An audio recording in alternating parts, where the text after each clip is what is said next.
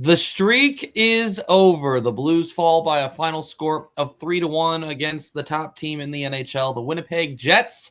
This is the Blues Hub Postgame Show. I am your host, Ethan Hannaford, joined tonight by Thomas Welch and Jacob Stanoch, and we will get to all of the breakdown in just a moment. We want to hear your guys' thoughts. I know, tough finish to what was one heck of a winning streak, and a little bit of a deflating loss, not just on the scorecard, not just on the score sheet, but also just the quality of team. It just felt like the Blues got outplayed tonight and were nowhere near being the better team on the ice. But we want to hear your guys' thoughts on the loss tonight. As I always say, you guys are just as much a part of Sports Hub STL as we three are. So let's hear those thoughts in the comments. Once again, I'm joined by Thomas Welch and Jacob Stanoch. And I have to remind you all that the Blues Hub Postgame Show is sponsored by Hot Shots here on Sports Hub STL, presented by DraftKings. The crown is yours. Gentlemen, not the prettiest of nights for the St. Louis Blues. We'll go ahead and start with you, Thomas. Yeah, it's difficult because obviously you want with the way that the Blues have been playing, and you want them to win every game and just keep that win streak going as long as possible. But, at the end of the day, they're blocking a lot of shots, hitting a lot of bodies, potentially could be gassed and some wear and tear on the tires there, especially going up against a team like the Winnipeg Jets, who are looking like the front runners to win the President's Trophy this season. They've been consistent all year long and a force to be reckoned with. So this is probably the best team that the Blues have faced since the Four Nations and since this new version of the St. Louis Blues and the win streak and all those things. So it's still a good litmus test.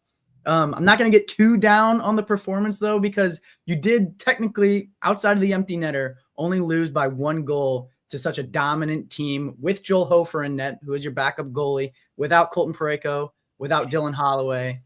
So there's still a lot of positives there, but I think they tied a season low for shots on goal with 15 on the night. And when you're going up against a star-studded goalie like Connor Hellebuck, who's probably going to win the Vezina this year, it's not going to cut it offensively.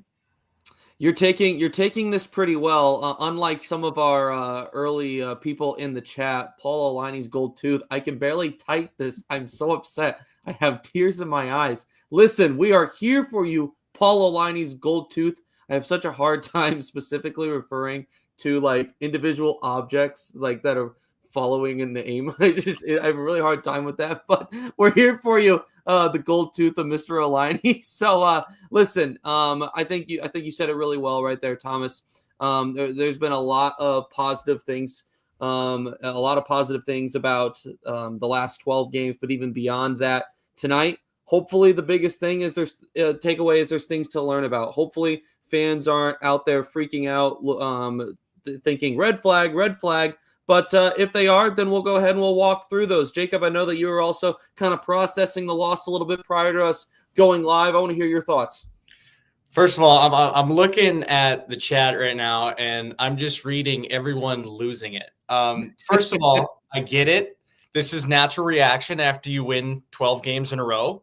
But this is not panic, okay?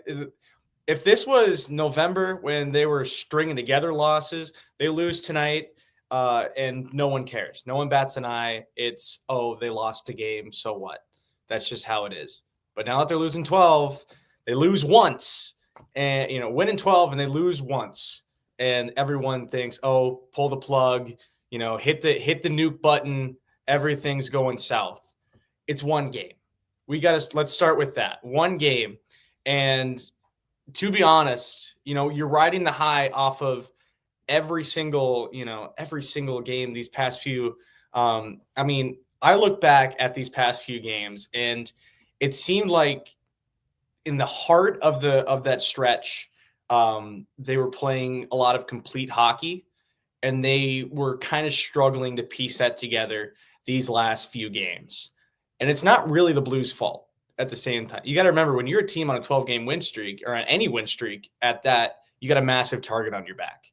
And they've had that probably since even before the win streak started, knowing how hot they've been out of the break. So teams are playing, they're getting the best out of every single team, every single night. We saw it with the Avalanche, we saw it with the Red Wings, and they still found a way to win, which is another thing you can hand it to them. But there's a lot of things that They had struggles keeping up with a lot of inconsistencies or a lot of things that like they were keeping consistent, but almost seemed exhausted at this point where they just continue to win and rely on those more and more. Well, teams are going to, hone in on that. And so with the loss like this tonight, as much as I hate to see them lose, I think it's a needed loss right now with the spot that they're in, knowing who they're coming up against. I mean, they were talking about, before this stretch, Blues have the easiest schedule out of the Four Nations break. Well, now that you've, taken this loss to a President's Trophy, possible President's Trophy winner this year, and an incredible team in the Jets, I think it's a good slight reset to take a look back at, what's going on, the things that are missing, the things that need to have some slight tweaking, even though they've been winning. And now you take this, one loss. Now, as a Blues fan, I want to, all Blues fans look at the past 13 games. If any team is 12-1 in the past 13 games, that's pretty damn good, if you ask me. So I think, don't panic. It's a needed loss, as weird as it is to say. And I hate, saying that, I'm okay with them losing, but they needed a loss at some point. And it hurts that it's now, but with the way they've been playing, even though they were still able to win, they did need a loss at some point, because that now triggers that, hey, we now need to look at everything in that game. And especially with the Jets coming out with, I would honestly say, probably one of the best games the Jets have played all season. You look back at how the Jets played tonight. They've played incredible defensively. They were tracking down our forwards all night. They were forcing bad plays to be made. And Hellebuck, again, with another, Vezina candidate game. And, when you look at that side of it, the Jets played an incredible game. The Blues were, just unable to get anything going from the get-go. And, I saw one earlier in the chat, first period set the tone, and certainly felt like that. And that was arguably one of the first times we've seen that in a long time, where the first period set the tone. It didn't happen against the Red Wings. It didn't happen against the Avalanche. Like this is, every period's been different, but this was a game. It was a full 60, but it was by the Jets. And now the Blues take this loss, we reset, and you move forward. And, probably, there's a good chance they might lose again before the playoffs. And that's okay, because they take these losses going into what is going to be an incredibly tough Western Conference, that sometimes you need to have those battle scars in order to move forward in how tough this dogfight's going to be, just to get past the first round. Yeah, 100%. Very well said by both of you there, kind of in what I would say is the opening statements of tonight's post-game show. But let's go ahead and let's talk through that. The Jets were obviously, you said it right there just a moment ago, Jacob, were on their game tonight, and it started very quickly in this one, and it was very evident early in this one that the Blues were, I would argue, more than a step behind Winnipeg in the first period. Looking through the first, the St. Louis was very fortunate to still be knotted in a deadlock at 0 because the chances, the opportunities, everything favored Winnipeg heavily in that first period. I think that the attempts were 31-8 after one in favor of Winnipeg. The face-off circle, it was 11-5 in favor of Winnipeg. The Blues had 14 block shots, which I think once again they're continuing to show the heart, even when they're not the better team on the ice. The effort is still there, but just one chance in the first period for the St. Louis Blues, and Itka says it perfectly here that the first period, it felt like set the tone and felt like they were a step behind from the start, guys. Yeah, I think that sums it up perfectly, and I think that's been a reoccurring issue for this Blues team even throughout the course of this win streak, right? Like kind of like Jacob was saying, like you have the benefit of going up against one of like essentially the softest schedules post Four Nations break in the league. So obviously the Blues were able to take advantage of that with wins against Nashville and Chicago and kind of bottom dwelling teams like that. Even won one of them against Pittsburgh. But in those games, in and out there, It did feel like a reoccurring theme, and Jim Montgomery mentioned it in post games was, we didn't get off to the jump that we wanted to. And thankfully in games past, they were able to turn it around. But when you're going up against a team like the Winnipeg Jets, if you get off on the wrong foot to begin it, it's going to be much harder, especially against Hellebuck, against Scheifele, against guys having fantastic seasons like that. It's going to be much harder to scrape and claw your way back into the game. And unfortunately, the Blues weren't able to do that tonight. But I do think they have the benefit of they have more bullets in the chamber. You know what I mean? Like, you've got Dylan Holloway, which the Jets did not see him in this game. So I don't know the last time we played the Jets, but it wasn't the St. Louis Blues team that they're looking at right now. The last time they played them, actually, it was the first game following the Four Nations break. That's right. Then they lost in overtime, and that was they lost that game, but you almost felt a little bit of, okay, played pretty well, looked pretty good. Right. I guess it was technically the start of this long run. Yeah, so it's kind of a different beast, right? And your Colton Parayko's not there, Jordan Binnington's not there, and obviously those are huge parts of your team. I mean, Jimmy Snuggerud's getting first line minutes with Robert Thomas, and I think that speaks to the confidence that Doug Armstrong has in him, but also at the same time, the dude's played 5 NHL games total, and he's logging, I don't know how many minutes he's logging, but that, all of those benefactors kind of play into the discourse throughout this game. But I feel like when it comes to a potential round 1 matchup against the Winnipeg Jets, and I don't want to count our eggs until they're hatched or bald heads until they happen, but but there's still potential for those to fluctuate. It could be Vegas, it could be Winnipeg, it could be somebody else. but at the end of the day, there is a possibility that we see this team first round of the Stanley Cup playoffs. Yeah. And so having those question marks of, they haven't seen Parayko in a while, they haven't seen Holloway in a while, they haven't seen these different formations, these morphed monsters, if you will, of players of the St. Louis Blues. They saw a little glimpse of superstar Robert Thomas, who got an assist on the night. But I think they're going to get punched in the mouth if they take us for advantage, if they take advantage of us in the first round of the playoffs. And honestly, I'm hoping that they do. Interesting question here from Eddie, who, and it kind of leads into what you guys were just talking about. Not the biggest hockey expert, he says, but he doesn't understand why Jimmy Snuggerud has been slotted into Holloway's spot. So the first couple of games that Jimmy Snuggerud was up, which I guess you could still say that we're in that period, but the first 2 games, I believe it was, maybe 3, Jimmy Snuggerud was playing on the third line with Zach Bolduc and Oscar Sundqvist in place of Matthew Joseph. Dylan Holloway gets injured against... Was that the game that they tied the record, or was that against Colorado? It was the game before. It was the Thursday game. Whoever they played, I'm blanking on whoever Detroit. They played that game. But it was when they tied the record and won their 11th straight. We saw Dylan Holloway exit with that injury, which now we know lower body. He's out. He's considered week to week. And ever since then, Jimmy Snuggerud has been playing on that top line with Robert Thomas and Braden. No, who's on that? No, I'm sorry. With who is he? Butch Davids? Butch Davids, is that who he's been on the top line with? Okay, yeah, gotcha. Yeah.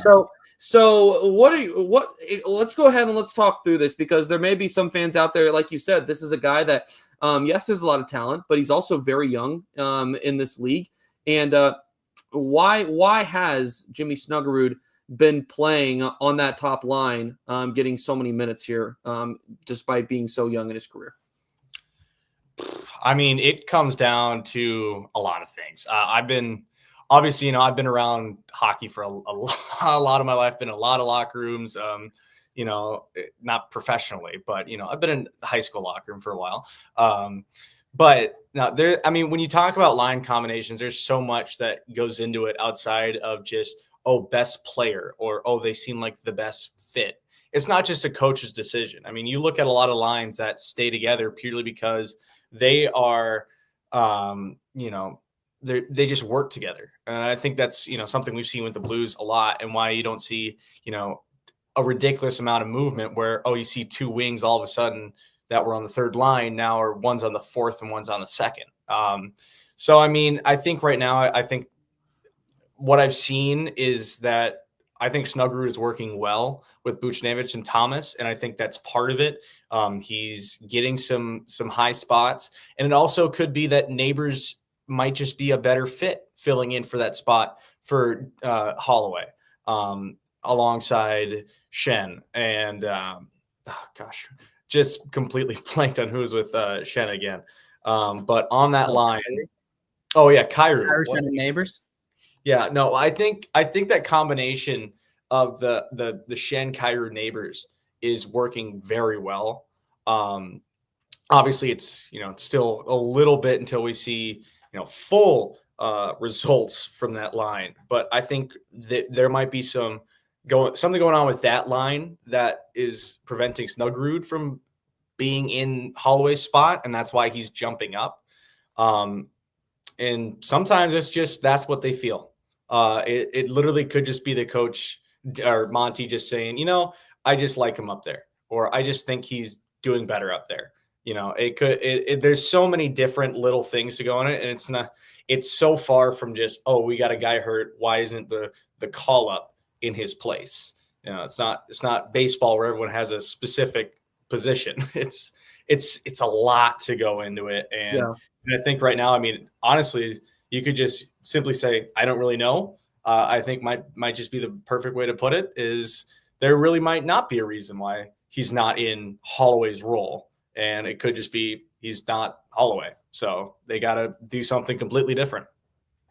I think that's a big part of it too, is that he's not Holloway, right? I mean, you look at Holloway and you see the goal score and you see the speed, right? But those locker room photos, he's jacked out of his mind, like low key. He's got a sleeper body. You know what I'm saying? And he's going into those board battles and ramming guys. Like, he's actually near the top of the team when it comes to hits too. So I think when it comes to that third line, I think Zachary Bolduc is a perfect example of what they're looking for on that third line. Kind of Torpachenko, the same thing, or a Barbashev, the same thing. They want guys that are hybrids, right? Like, you want scorers down there that can provide offensive prowess, but you also need guys that can help out the fourth line and checking and winning those board battles and controlling the puck too. And as great as of a player that I think Jimmy Snuggerud is going to eventually be, I think he's going to provide the most help to this team right now in finding the back of the net, his playmaking ability and his hockey IQ. And from the small sample size we saw in his first NHL game, he was getting thrown around like a rag doll. And that might have been part of the strategy of the other team, to kind of like a welcome to the NHL kind of thing. But when it comes to physicality, I don't know if he's at that NHL level yet, to where you want him in your bottom six and kind of helping out the identity down there. So the best recipe for success with him right now, I think, is pairing on the wing with Robert Thomas. And I think that's why we're seeing him get first line minutes. Yeah, I think that what you said there right at the end is the money shot, right? Is that Robert Thomas, in all of his prowess, his ability to be able to facilitate what goes on specifically in the offensive zone. The reason that Jimmy Snuggerud is on this team is to score goals, right? That is every guy has their strengths, and then you have the crazy superstars, right, that have multiple strengths. Like, Jimmy Snuggerud's strength is scoring goals, right? And it makes sense, especially when you look at that that second line with Shen, Kyrou, and what was Holloway, right? Shen knew his role on that line. He was the facilitator of that line. He knew that it was his job, right, to get the puck to those guys. I think that putting Jimmy Snuggerud in the position on that line, perhaps forcing him to feel like he has to feed the puck to Jordan Kyrou. Maybe that's not the reason, but I feel like there is a much more of a, hey, let's feed into your strengths when you're on a line with Robert Thomas. So I think that you said that, captured that perfectly, Thomas. As we continue moving on here in the Blues Hub postgame show on Sports Hub STL, the Winnipeg Jets got going semi-early in the second period when Morgan Barron put in the first goal of the night, his 7th of the season. Morrissey on the assist, his 45th. And it felt like it was just a matter of time with the quality of play that we had seen from St. Louis, but a bad turnover when they were in the offensive zone, right? They're at the blue line. Joseph turns it over, loses his footing, and he just was never able to get that inside footing back. And that put Winnipeg up 1-0. What'd you guys see from that?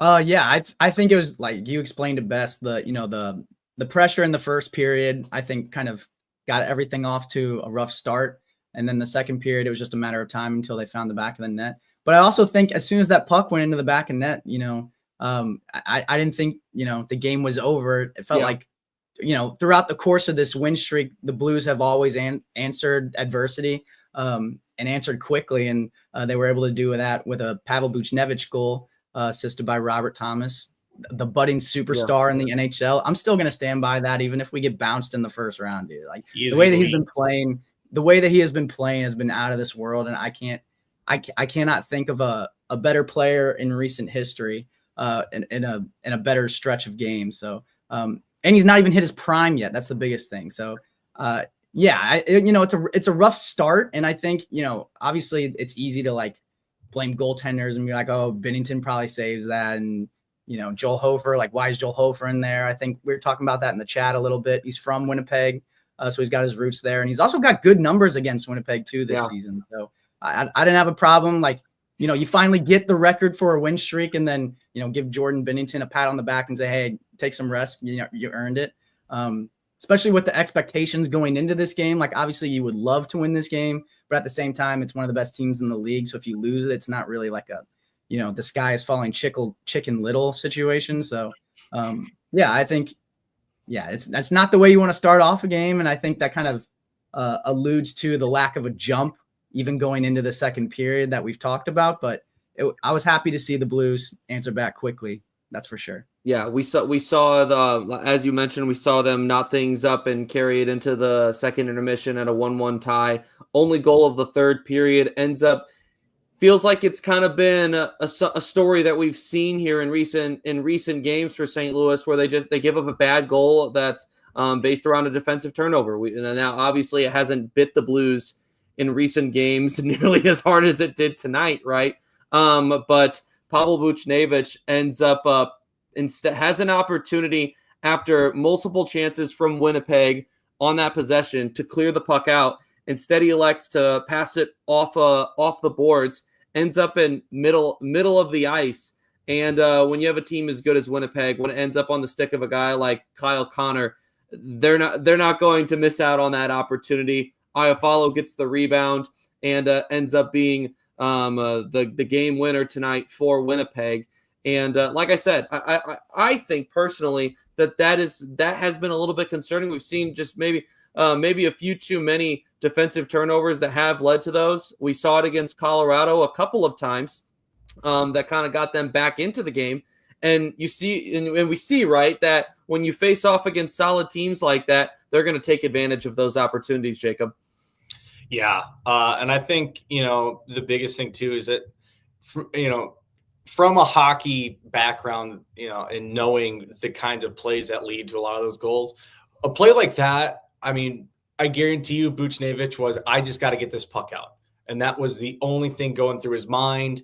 You're getting late on that shift. You're getting hounded in the offensive zone. They were doing it all game, and it doesn't help at the point it was in the third. So you're almost 50 minutes into this game where the Jets, were just, continued to hound the Blues in their own offensive zone.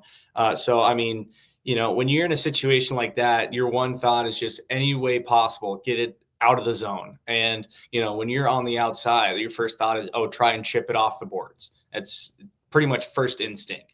So, I mean, the Jets, obviously they're going to capitalize on spots like that, and a tough one for Hofer, but to me, it wasn't an easy goal. It wasn't, Connor walked in all alone and just sniped Hofer. It was trying to still fight through a bunch of traffic, and then somehow Iafallo got the final touch on it. So not an easy goal to give up as well. But I mean, obviously you can tell the way Buchnevich fired that puck down after the goal. He certainly wishes he could have cleared that puck out a lot cleaner.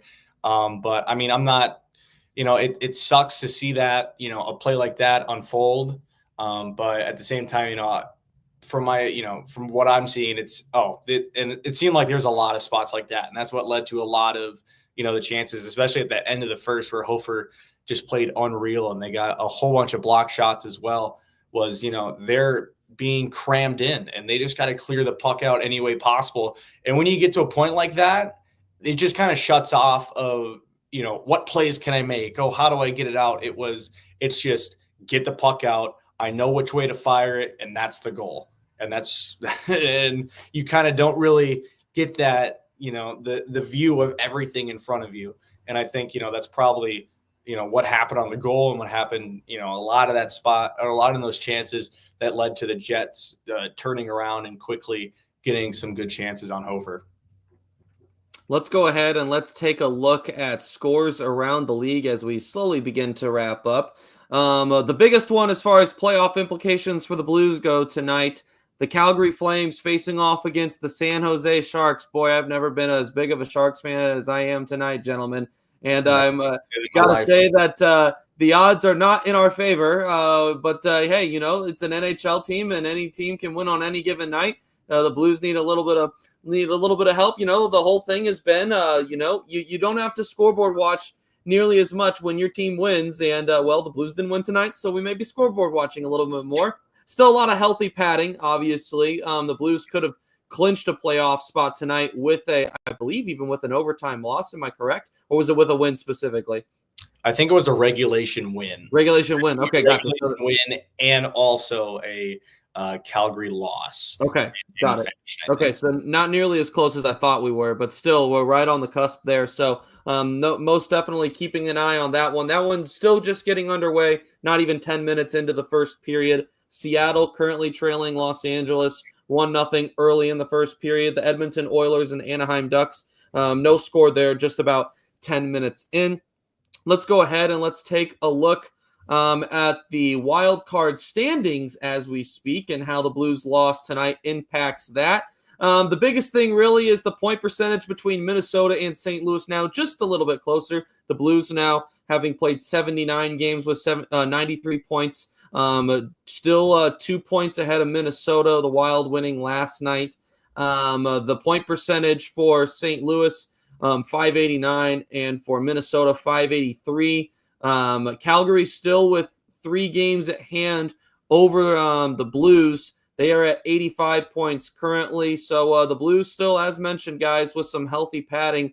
But, we'll have to keep an eye on this one tonight and see how things go for the Flames. Yeah, definitely. And it's going to be fun down the stretch. I still, obviously the Blues are still in a great position when it comes to the wild card, whether they get that first spot or that second spot, still to be determined. But it does feel like the Wild it feels like the Flames and the Blues are like on fire, and then the Wild are just like playing 500 hockey. So they could easily see themselves fall out of contention if they're not careful. But I think this Blues team, at the end of the day, this is a learning lesson along the way, right? And it's good to have that learning lesson against a potential first-round opponent in the Winnipeg Jets. But really kind of a litmus test against not one of the best teams in the NHL, but arguably the best team in the NHL for the majority of the season. So I think, you can say all the things you want about this win streak and who they've been playing and who those wins have come against. But the bottom line is the intensity level, even though it's been intense throughout the course of this stretch for the St. Louis Blues post Four Nations, it's going to ramp up even quicker now. Very quickly as we get closer to the playoffs and even the first round in the playoffs. So I think, kind of like Jacob was saying, it's kind of nice to take that punch now as opposed to like game 1 and 2. And then you're like, okay, now we really have to figure it out or we're going to get swept. It's nice to, kind of take those bruises now, kind of reassess, put the ice packs on and be like, okay, what can we do differently to make sure this doesn't happen in round 1? And I think there's no better guy to do that than Jim Montgomery and the way that he's got this team going right now. So I still have all the faith in the world in this team to not only make the playoffs, but make some noise once they get to round 1. A reminder that the Blues Hub Postgame show is sponsored by Hot Shots here on Sports Hub STL, presented by DraftKings. The crown is yours. Download the DraftKings Pick 6 app now and use code STL Sports. That's code STL Sports for new customers to play. $5, get $50 in Pick 6 credits. Better payouts, bigger wins, only with Pick 6 from DraftKings. The crown is yours. Gambling problem? Call 1-800-GAMBLER. Help is available for problem gambling. Call 888-789-7777 or visit ccpg.org in Connecticut. Must be 18 and over. Age and eligibility restrictions vary by jurisdiction. Pick 6 not available everywhere, including New York and Ontario. Void where prohibited. 1 per new customer. Bonus awarded as non-withdrawable Pick 6 credits that expire in 14 days. Limited time offer. See terms at pick6.draftkings.com/promos. Before we wrap up, let's go ahead and take a look at the upcoming schedule. Down to just 3 games remaining, gentlemen. The Blues will be back out on the road on Wednesday against the Edmonton Oilers as they stay up north of the border. 9 o'clock puck drop for that one on Wednesday night, and will be the biggest final test out of the 3 remaining. Seattle on Saturday, 9 o'clock puck drop once again for that one, and then back at home on Tuesday against the Utah Hockey Club. So, say what you want about the last 2, but it feels like let's hope that we see this Blues team come out with a little bit of a jolt in the first period come Wednesday night after after getting fairly outplayed tonight, I would say is a reasonable way to put it. Jacob, Thomas got in his final thoughts here just a moment ago. Jacob, any final thoughts before we wrap? I mean, I think right now, I was looking at the Instagram post from the Blues, and I can say that, the Instagram people might have taken a little bit better than Twitter people, but also took it harder at the same time. I think my favorite one was I forgot what it's like to lose, which was a good one. And that's a great one. Another one that said, so this is what pain feels like. I'd forgotten. Again, all I can remind you is just, it's one game. And it was against a great team who played arguably, like I said, one of their best games of the season, because they're fighting for their own thing. And that's a regular season title, going fist for fist with the Capitals right now, who have their own incredible storyline. So if this was Capitals, post-game show, I think we'd have a lot more to talk about every single night. But even then, but no, I think, you take this game with a grain of salt, knowing you needed to have a little bit of a restart. It hurts that it's now. It hurts that it's at the tail end of a massive winning streak. It hurts that it's in a game that, you could have clinched a playoff spot with. But again, you got 3 games left to, reset once again and, possibly prepare for what's going to be an incredibly tough playoff series, no matter who you're against. So, take this game lightly. It's 1 loss. You're still 12-1 in your last 13 games.